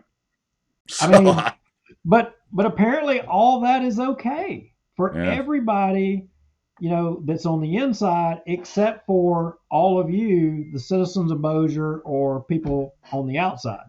Yeah. So here we again. I would have never imagined we would be talking about Robert Berry in lieu of Vince Maggio, but yet here we are again. All right. So where do we want to go from here? But like Duke said, it's the faux news show. We're the fake news guys. We're the guys that lie on everybody else. And I hate the use of that grammar. Somebody's lying on me. No, they're lying about you is the correct use. So for the record, I'm getting friendly warnings from people that I shouldn't be putting this out there. That I shouldn't be putting that out there. That I should be worried about certain politicians and what they will do to me. Well, here's the deal. We've already put everything we have talked about tonight. We have talked about on this show more than one time. Yeah, and I appreciate, I do. I respect and I appreciate, people expressing their concern. But it's about transparency, and you need to know. Right. You need to know. I agree. And look, again, this is not anything that we have not literally already shared on the show in different posts and all sorts of things. None of this is groundbreaking except the fact that his 2 years is up in July, which it fully explains. It's easy to see why he is angling and kissing the boots of everybody on the city council and whoever else and all the candidates and all that, so that he can angle and weasel his way back into some sort of bureaucratic position. That's it in a nutshell. It's that simple. Yeah, and for those expressing concern, by the way, we had witnesses, and they are who brought all of this stuff to us. Yeah, the Crazy Duke show. Yeah, you're right, Jeff. and imagine this: it's all over 5 shifts. Five shifts. Some of you you'll know what I'm talking about. Others of you won't. Yeah. Yeah. But there were witnesses. Yes, and there is a list and statements and all sorts of things. So, that whole threatening thing can go both ways. Don't forget. All right. Colonel Crockett says what year was that? This was back in the 2019 to 2021, 2022 era, back around there. I'd have to go back and look at the dates of all that, and to be honest, I didn't do it. All right. Shall we keep going tonight, or what are our plans? No, that right there is a pretty damn good part to stop at, but do we want to mention any of the school board kerfuffle? Do we want to touch on that? we gotta finish on. Yeah. I'm so sorry. We've got to keep going on the council meeting. Let's switch back over. Yeah, all right. So we're going to switch off of Robert Berry stuff and Vince Maggio stuff, finally. And we're going to switch now into the fight between the city council and the school board. And the city says the school board's picking the fight. The school board says the city is. I mean, this is like a high school deal. Wait a minute. Lisa Smith makes the comment of the year. I mean, she makes the comment of the year. I mean, this is pure gold. I so agree with what she is saying. It does need to be put out there. I just hope the new good old boys are any better, because no matter who is in office, Bossier will always be run by the good old boy system. Now, that is a good point and very good comment, Miss Lisa. So here's the deal on that, because you're very right, Lisa. The ones that are coming in could end up being influenced by the powers, certainly not the money as far as, city council salaries or whatever, but all the added benefits that they could get and the power and the influence, they could very easily be corrupted by that. I will say, I don't think so. It will be attempted to influence them. And I would say, if we want to prevent that, we have to support them. It's when we step away, we don't stay involved, and we don't, stay on top of the business that they're dealing with. That's when those things happen. So long as you stay involved, you can kind of limit that and prevent it. It's not an absolute, but we have a role as well. Right. Yeah, and look, everybody has a role too. And folks, we appreciate each and every one of you that watches the show, whether you watch it live, watch it on the replay, or whatever. We appreciate everybody that comments on posts, and that shows up to some of the meetings from time to time. That is all a part of it, to keep an eye on everybody, as we Hey, like to say in our tagline. Wes, you get your good old boy at the place where you trade in your victim card. Just letting you know. Yeah, exactly. All right, let's move forward. So, how about we go ahead and switch gears? Let's get into this school board deal. And I'm at the point where Phyllis reads the City of Bossier versus the school board. How about that? Yep, let's do it. All right. A resolution providing notice of the intent of the City of Bossier City to renegotiate the joint agreement for the collection of sales and use taxes between the City of Bossier City and the Bossier Parish School Board, first and final reading. So moved. Second. Councilman. Mr. President, I would ask that we continue this until April the 8th. Second. Vince has got I just got to point this out because it's pick on Vince time, but Vince has got a puzzled look like, well, why would he do that? So, anyway, here we go. Yeah, I mean, I think that we need to have a little bit more, some more meetings on this, 3 of us at a time, just to get a little bit more understanding about what is going on here than just what we're hearing, in passing. That I don't know of any of us except one council member that has had a true meeting about what is going on between us and the school board.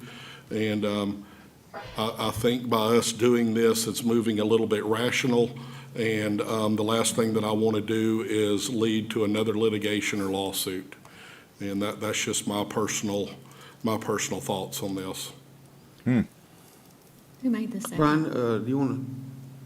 We'll get with the mayor and set a date on that. That's okay. Okay. Mayor and Charles and them. Okay. Charles, would you get with the mayor and y'all set a date and let us know? Absolutely. Let 3 of us know anyway. Sure. Thank you. Councilman, any more questions? Questions from the audience? Council, please cast your vote. Yeah. I'm sorry. Please state your name and address. West Marriott, Sobo Live, 211 Shadow Ridge Drive, Bossier City, Louisiana.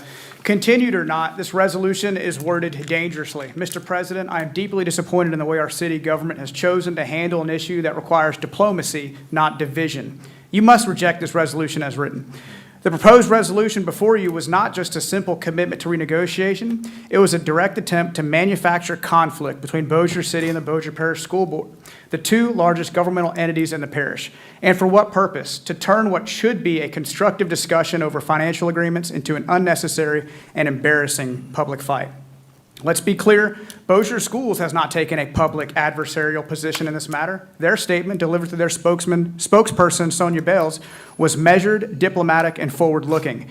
They did not accuse the city of wrongdoing. They did not demand repayment. Instead, they acknowledged that the sales tax agreement is outdated and stated a clear willingness to work collaboratively with the city to address it. Yet this resolution was not drafted with the same spirit of diplomacy. Instead, it invents hostility where none existed. It incorrectly attributes the audit's findings to the school board itself, as if Bossier Schools wrote the report rather than independent auditors. This is disingenuous at best and outright misleading at worst. Just listen to some of the language used in this resolution. This resolution mockingly reads that Bossier School has now discovered a new and alternate interpretation of the tax agreement. But who made that determination? Not Bossier Parish Schools. This was the auditor's report filed with the Louisiana Legislative Auditor.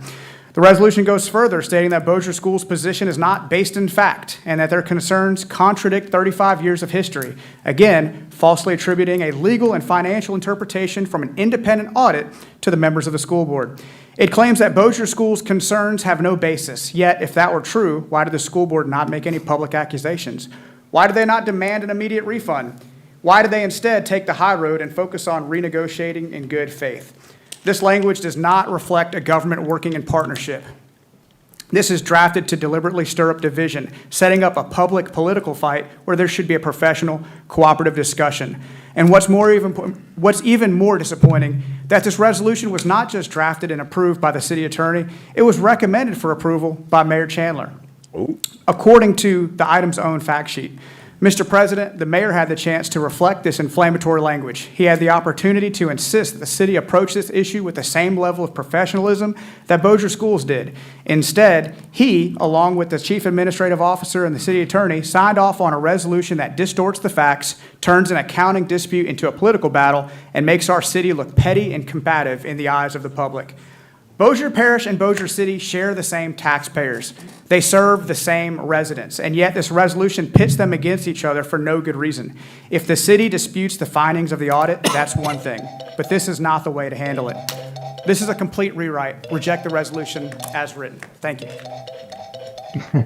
Well, I would say he summed it up fairly well. Articulate as can be, as usual. I wonder, do folks know what we're talking about here? I don't think they do. Maybe we need to just give a quick rewind back to, again, I think it was April of last year in our mushroom show, where we talked about basically what was going on. Yeah. So are we going to just spill it out there again, or yeah? So as I recall, it was brought to our attention, show 231. It's been a lot of shows ago, and we put it out there that we learned that there was a discrepancy in the tax payments that were supposed to be collected by the city of Bossier and what is sent to the school board, and that the school board had determined that there was a shortfall in what the city had been sending. And, at that time, the, source that had communicated to us, the number was much higher than, I think we're talking about 1.5 million now. The number was much higher with what we were being told at that time. But that also what we understood from the source was that it was a change in the city's calculations. At some point, something changed in the way that they calculated numbers. So fast forward to today, up until now, there's not been any confirmation that what we said was 100% accurate or not. In fact, there were some on social media that was, again, fake news. These Bossier Watch guys, these jerks that, putting stuff out there that's not accurate. Well, guess what? Here we are. It's coming full circle. And apparently the school board does, in fact, believe that the city of Bossier was shorting them. And, this resolution and the action that they're trying to take here, while Wes is correct in pointing out that it's going way, way far than what is needed here, there have to have a resolution to enable, quote unquote, negotiations to start. Well, negotiations have already been going on. They've already been negotiating. Well, yeah, he says they've had 4 meetings between the city and the school board, 2 of which Jacobs himself was present at.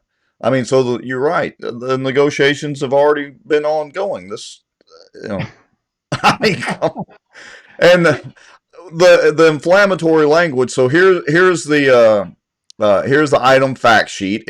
You can go pull this down from the city site. I think we actually may have posted it, or we'll post it later, a link to it. But anyway, here's the deal. Here's the resolution, which Phyllis read earlier. And she didn't read all of this, but this is just talking about the joint agreement that was entered into December the 7th of 1989.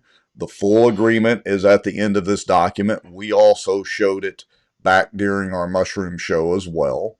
And it goes on, blah, blah, blah, blah, blah. But it starts getting about the 4th paragraph or 5th paragraph or so. It starts getting a little inflammatory, which is what Wes was alluding to.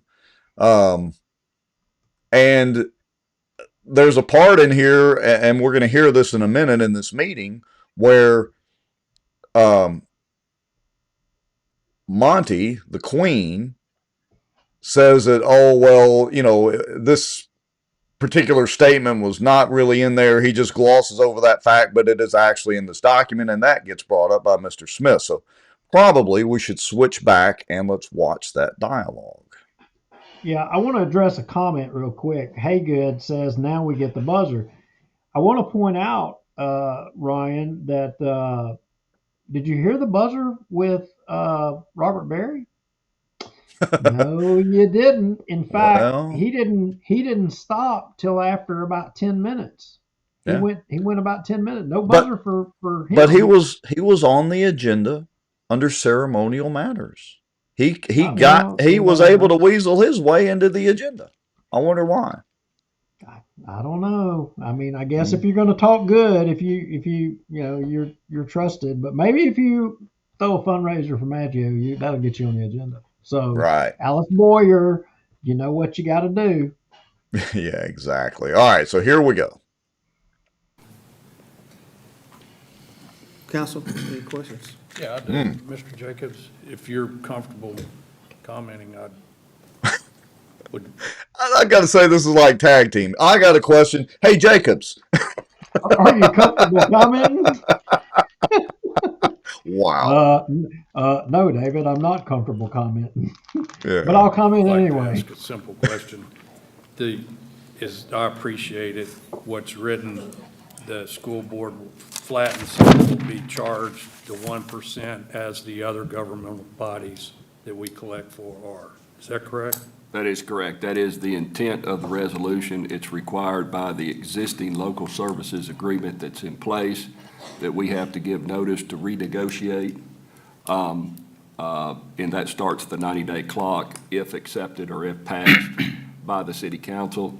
It is the intention of the city. I don't think it's a surprise to anybody. We've met with several city council men, and we've had multiple meetings with the school board. Four, I think. Trans. And we have expressed our desire that we charge the police jury 1%, we charge the sheriff 1%. They're fine with it.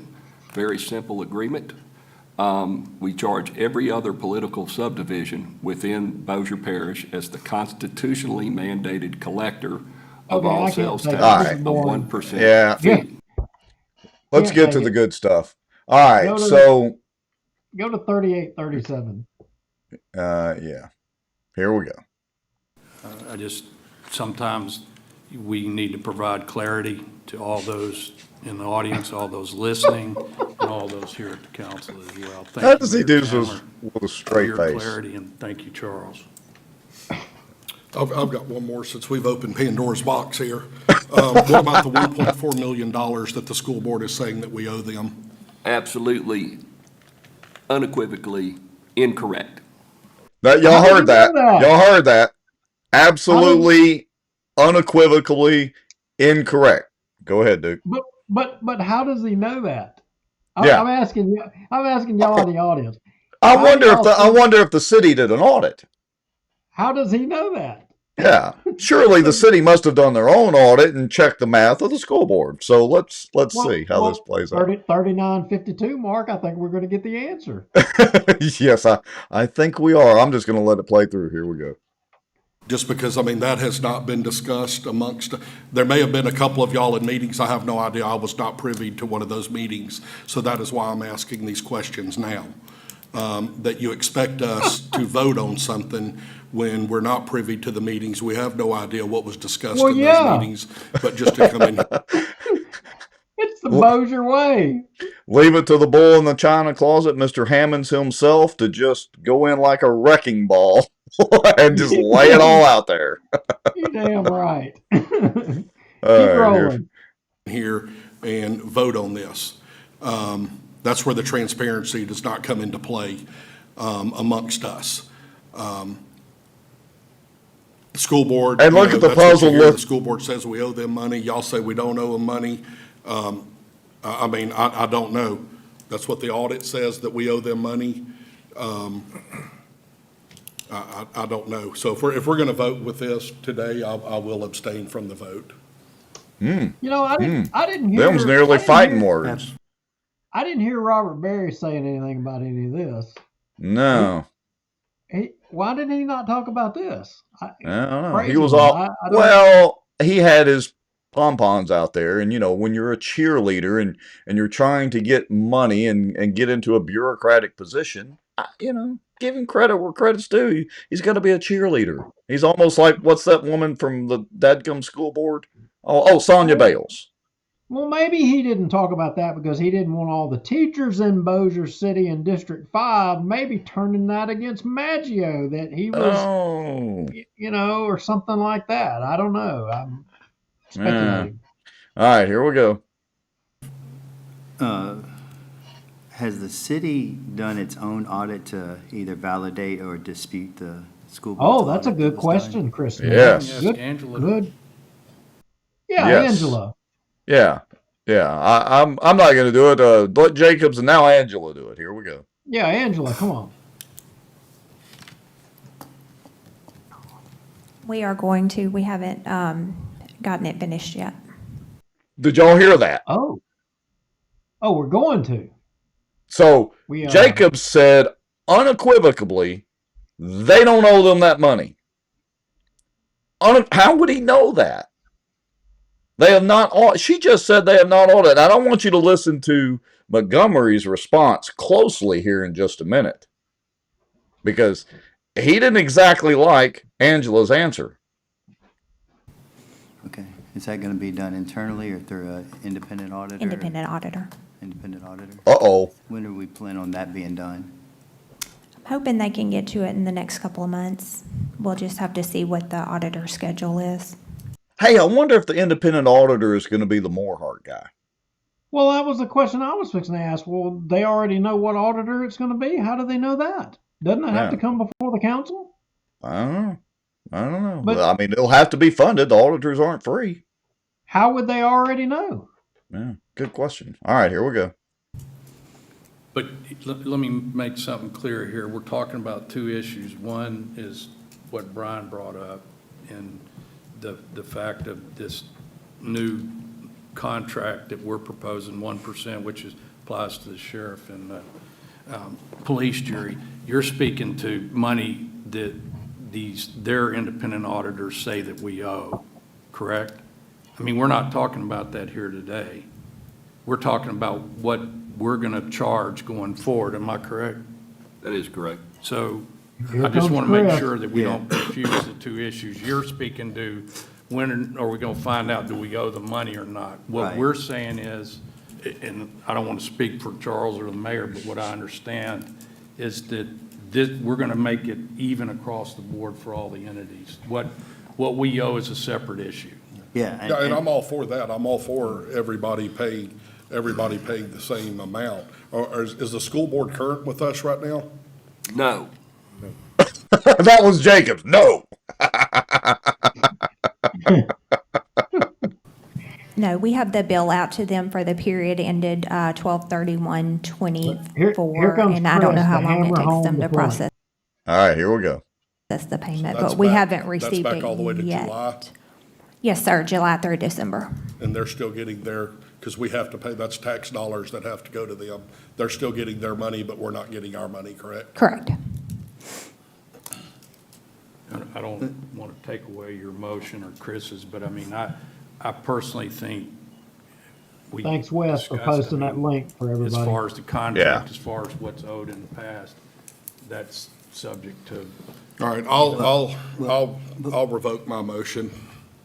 He's going to revoke his motion. He's not going to withdraw. The reason why I He's ask gonna is there's revoke a it. paragraph in the resolution that talks about the sum that we may or may not owe. It says the city could possibly owe the Bossier Parish School Board the approximate sum of $1.5 million in assertion that the city categorically and unequivocally denies. But without an audit, I can't vote to categorically or unequivocally deny it because I don't know. Well, I mean. All right. 3 cheers for Chris Smith. He finally got the second question.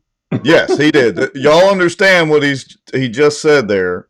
He said, look, this language is in this resolution, And I can't vote for this until we know for sure that we owe this money or it's not owed or whatever the deal is. And Angela just said that they haven't done an audit, even though Jacob says, oh, we absolutely know that they owe this. Yeah, and in the comments, Wes is, submitting a link to the legislative auditors and information on the audit. They're the ones, not the school board, and that's kind of what the rub here is. The attorneys, the city attorney, Charles Jacobs, and I'm assuming Richard Ray, had input on this, and they were taking the tack of throwing a rock at the school board.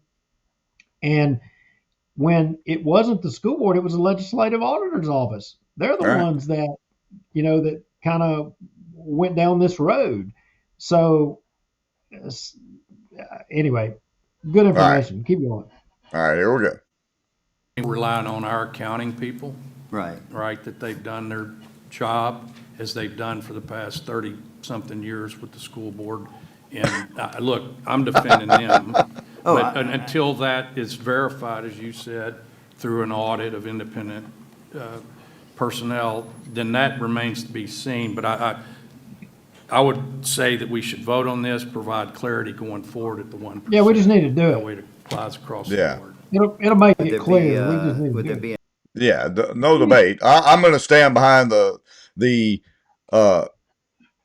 finance people who I literally intimidate when they walk up there, but I'm going to stand behind them. He's so passive aggressive. All right, here we go. Well, go ahead. Yeah, so I'm going to summarize what happens next. Chris goes ahead and makes a motion to amend this and take out all the language that was basically the legalese that was attacking the school board, and just, which, Montgomery was right in what he was saying. The intent of what they're doing here is they have to pass a resolution to, I guess you could say, legally begin negotiating with the school board on the tax collections and the rate to which they charge for the tax collections and all that crap.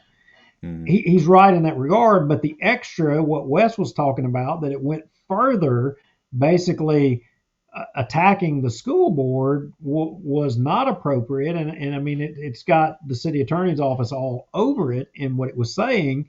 And so Chris makes a motion to amend and strike that other language. And interestingly, I have to say, this was in my opinion, a positive with the council working together. And this is the way debate should happen. He made a motion to amend. Montgomery didn't really disagree with it. He was fine with it. He was okay. No, I think Montgomery ends up seconding the motion here in just a minute. He did. So, and that's where I want people to pay attention to something. They voted at the 4709 mark. You hear Bubba Don call for the vote, and this is where it's interesting. Go ahead. Council, any more questions? Questions from the audience? Council, please cast your vote.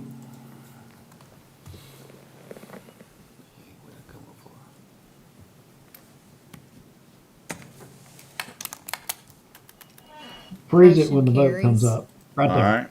Right there. What does that say up there? Remove all paragraphs other than 1, 2, 3, and the last two of the proposed resolution. They just took out a pretty good chunk of that resolution. All right, so that's the amendment. So hit play, let it continue. Let's see the vote on the resolution. Okay, here we go. Let's see. Adopt a resolution authorizing the police department to increase the number of sergeant positions by 1 and decrease the number of police officer positions by 1 on a temporary basis. Bueller? Hold on. Oh, what? You gonna go find it? Well, I'm probably not, because it ain't there. What are you holding on for? Wait, I'm searching. I'm going through the transcript of the meeting. Let me help you. You're not going to find it. Well, surely it's in here, Duke. Surely they followed Robert's Rules of Motion. Oh, wait. Jacob said they don't follow Robert's Rules of Motion. They didn't vote on the resolution. They voted to amend it, but they didn't vote to pass it. Well, don't worry, Duke. It's only the first reading anyway. I mean, Legally, they don't have to even vote on this one. I mean, I hate to be the bearer of bad news, but I mean, look, wait a minute. Maybe we need to keep playing because I'm sure Maggio's going to jump up and call. I think Monty's taking a drink right there. I mean, why didn't Vince jump up and say, "Hey, wait a minute, we missed something. We didn't vote on the resolution. We just voted on the amendment." Why didn't he jump up there? Well, and look, full credit to Chris, like Wes said in the comments, for, showing some true leadership, bouncing off of Hammond's, and getting the resolution put forward, but they forgot the actual procedure they're supposed to follow. But they don't follow Robert's Rules of Order anyway, only sometimes, or when Jacob says they don't, or whatever. Anyway, but I digress. Well, all right. Look, the fact they didn't actually vote on the resolution. I mean, I'm not real. I'm glad that they. But here's the thing, Charles Jacobs was talking about we have to pass this to start the 90-day clock ticking or whatever. I don't even know what the 90-day clock is about. I really don't. But now they've delayed it again. It'll be 2 weeks unless they call a special meeting so that they, like the Charter Commission, so that they can get their stuff ahead of the people's petition. Same kind of thing. They may or may not do that, but I mean, I don't know. I mean, I think it's time. This council, this way this government in Bossier City has been being run, it's tired, it's broke, it needs to change. And retaining the same old broken ideas, of go along to get along, the same people being on the inside rails. I mean, that's Darby and Maggio to a T. Right. Look, Maggio is a good person. I mean, I'm not going to take that away from anybody. I got to tell you, there's some things that give me pause. He didn't stand with the people, but I mean, he's not the political leadership, and even people who are criticizing us right now, they know it's to be true. They know it's true. They'll never tell Vince that. They'll never say it to him. They'll never say it to his face. But behind his back, they say it. And right. I mean, come on, people, be real. Be real. Life's too short to be a fake phony. Well, it is. And look, I want to say this too. Wes has got a good comment. It's a little long. I guess I'll put it up on the screen. It says, this was the first time I can think that the council didn't do what the city attorney wanted. They wanted that language in there, and Chris and David teamed up to remove it. I can't think of another time where the city attorney's language was ignored. This is the first time I can think of. So, I don't know, maybe we're making some progress.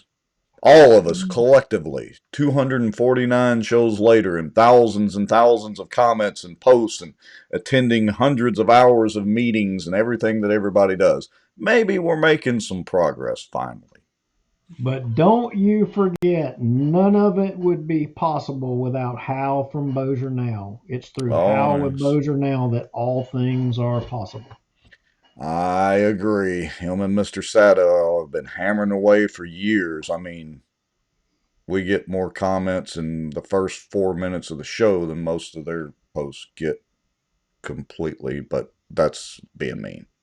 I don't take issue with Sato so much, but I do take issue with the Hal thing. I do. And we're dead to him, remember? If we're dead to him, I guess reciprocally, he's dead to us. But I don't think he's dead to us. I mean, I cite his articles every once in a blue moon. Well, he's dead to me after this week. I mean, and I can prove that he's not. His interest is not in what's in the best interest for the Bossier or the local community. It's in his damn wallet. That's where his interest lies. Sure. Anyway, I'm look, peeved about that one. I am peeved about that one. I can take the personal. He can take a shot at me. That's fine. I can take a personal. That's fine. But when he wants to monetize making, money off of what should otherwise be public information, it should just be put out there and won't release it. I take issue with that.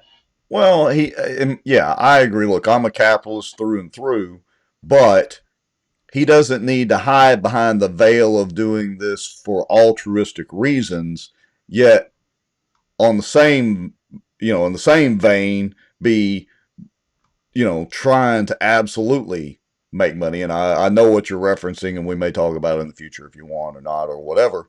So I don't begrudge anybody from being a capitalist, but don't sit there and say, you're helping lead this charge towards term limits and you've been such a part of it. I don't remember seeing Hal walking at all. His ass ain't never done nothing. I ain't seen him nowhere. Nothing. All he's done is write some articles, and that's fine. Well, hey, he did write a good article about us. I think I'll republish that one. Maybe he'll sue us for copyright infringement.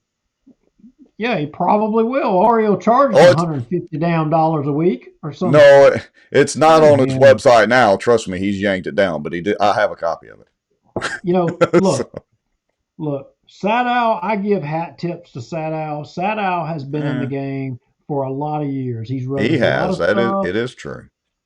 He has advocated admirably for what he believed in for a long, long time. He has been up there. He was there. He was there before Jim Wells was doing the stuff Jim Wells was doing, and around the time of early, I would say, the James Q. Welborn type stuff. He was advocating during those days. How there was no how. There was no money grubbing how. Yeah, well, I will be doing a deep dive into the origins of all of this. Very deep dive. Yeah. The truth, who said that in the comments earlier? The truth shall set you free. Anyway, I digress. All right. You got anything else, Mr. Lowry?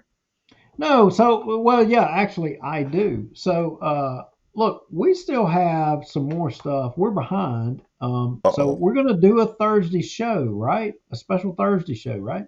We can. Absolutely. Yeah, because there's some other stuff cooking, like with the police jury, that we're going to have to put out there on Thursday, and we're hoping that Sign Boy Marlon is going to come on, and we're hoping to get him on to tell us. We just want to know, Marlon. We just want to know what it is that convinced you to change. I mean, because I want to know the truth. I don't want to know. I just want to hear it out of your mouth. I've heard what you told the colonel. And I heard what y'all's conversation was. I want to hear what the conversation was between you and Vince. Vince is not going to come on here. He's not going to tell us. He's not going to publicly say it. He's not going to do it. You're not going to be able to debate with him. I want to know what it is he told you. That's what I want to know. Inquiring minds want to know. Maybe we will have special guests on Thursday night. So, hey, folks, look for us. I'll try to put a calendar notification up tomorrow or something. But looks like we'll be doing a Thursday night show. We got some more information. So if y'all want to hang out with us Thursday night, 7 o'clock, same time, same place, we will be here. What say you now, Mr. Lowry? I'm out of here. It's time for a change. Good night.